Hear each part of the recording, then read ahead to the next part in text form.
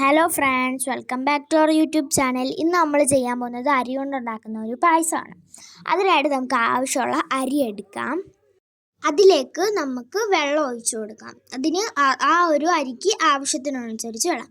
അത് നമ്മളിപ്പോൾ കുക്കറിലാണ് ഇത് ചെയ്യുന്നതെങ്കിൽ ആ ഒരു ഇതിന് തന്നെ എടുത്താൽ മതി. നമുക്ക് കുക്കറിൽ വേവിക്കാൻ പറ്റുന്ന പാകം.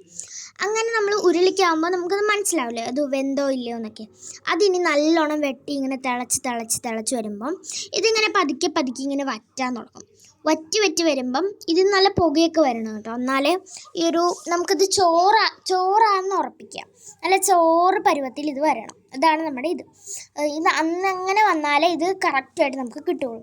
ഇങ്ങനെ വറ്റി ചോറായിട്ട് വരുമ്പോഴത്തേക്ക് നമുക്ക് ഇതിലേക്ക് ശർക്കരപ്പാനി ഒഴിച്ചു കൊടുക്കാം.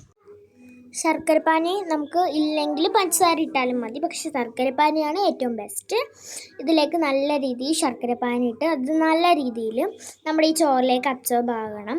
നല്ല വെന്ത് വരും. അപ്പോൾ ശർക്കരപ്പാനി നമ്മുടെ ചോറും കൂടിയിട്ട് നല്ല രീതിയിലൊന്ന് വെന്ത് വരും. നല്ല രീതിയിൽ ഇങ്ങനെ തിളച്ച് വരണം. ആ നടുക്കൊക്കെ ഇങ്ങനെ തിളച്ചാലേ ഒരു ഫ്ലേവർ അതിലേക്ക് വരത്തുള്ളൂ.